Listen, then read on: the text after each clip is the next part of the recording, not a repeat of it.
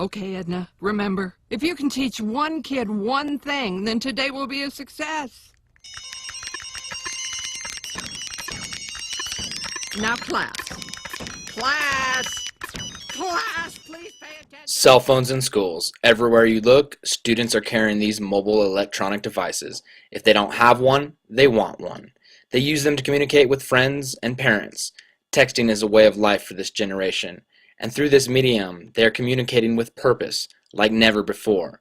Through the internet and mass media, they are creating a shifting paradigm and a challenge for teachers worldwide.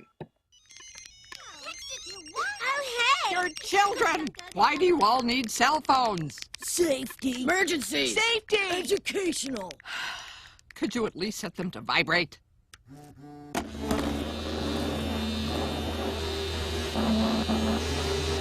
That's it! Everything in the box. No more gizmos in this class. Banned. Gizmos, gadgets, toys, or tools. Schools are laying down the law all across the nation and banning cell phones as a policy. Frustrated teachers like Mrs. Krabappel continually confiscate and work to eliminate this technology from their classrooms. For digital natives, the message is that school is no place for cell phones.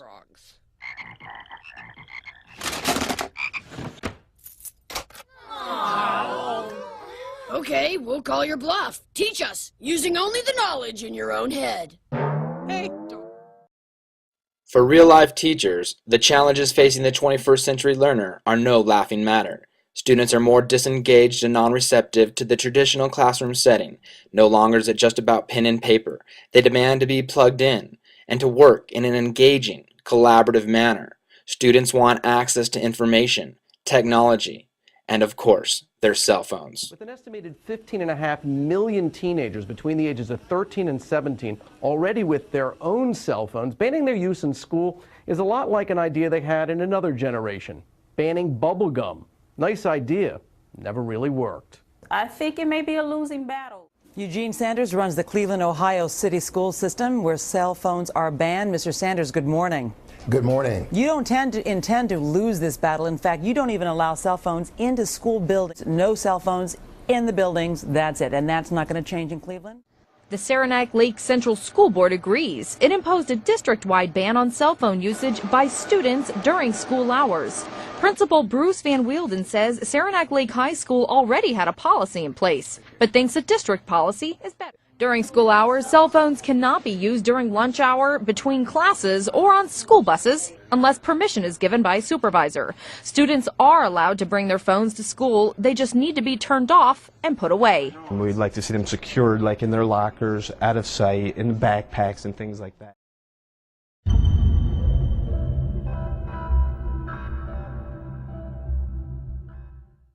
Ban or no ban, kids will find a way, texting under their desks, behind their back, or even in their pocket.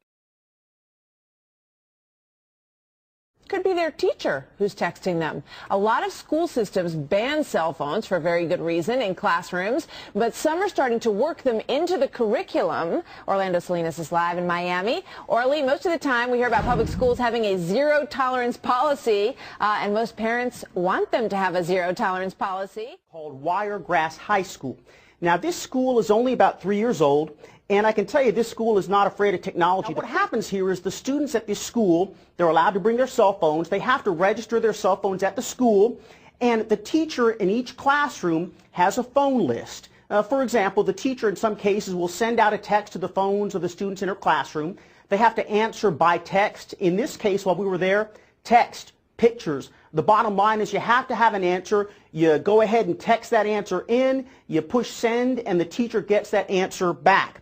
Now, the teachers also have blogs. They are putting their entire lesson plans on the internet, and these students with their cell phones, these little mini computers, Martha, they can go ahead and access all that information if they have this special code. They do everything by phone. But when they get back into that classroom and the teacher says, turn it off, that is the bottom line. That is the bottom line. That is the bottom line. And the teacher says, turn it off.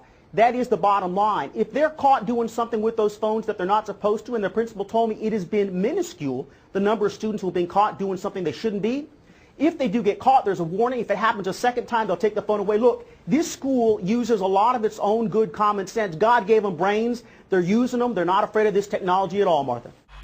Needle scratch! That's right. It may seem like the Florida-based school is going against the grain, but they aren't the only ones. Schools in Maryland, Texas, Colorado, and Michigan, and all over the country are beginning to turn these toys into tools for learning.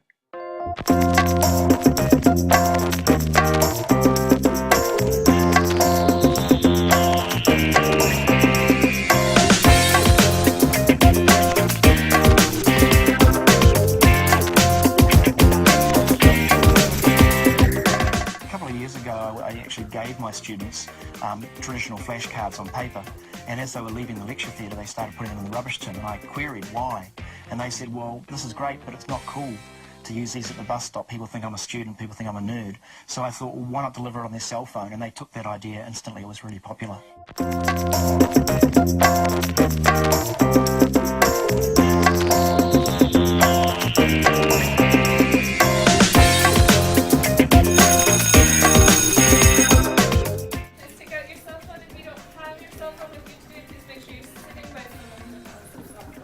Poll Everywhere is a web-based application that allows teachers to ask directed questions as review to students, while they can use their notes and cell phones to respond in a live and engaged format.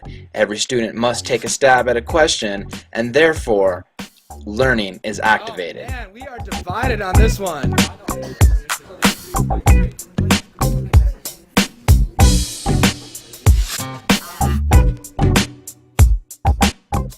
One great thing about Poll Everywhere is that it allows for immediate response and feedback. When asked what students thought about Poll Everywhere, they responded like this.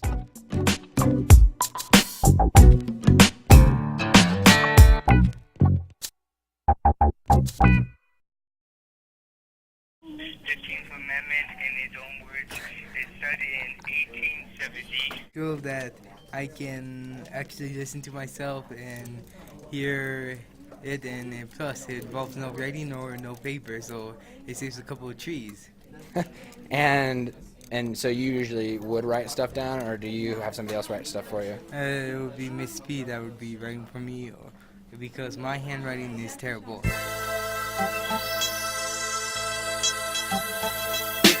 Open up your mind and let me in. Open up your mind and let me in.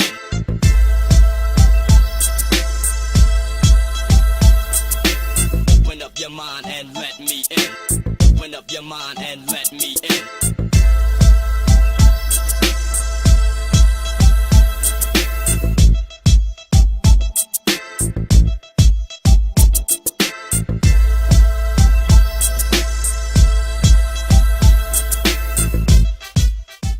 More and more studies keep coming up showing that instant message and text speak is actually having a positive effect on kids, contrary to what the media portrays. Reading scores are up, linguistics abilities and alliteration, rhyme, and semantic fluency is improving. Speaking with purpose and for fun is actually showing that kids are learning language.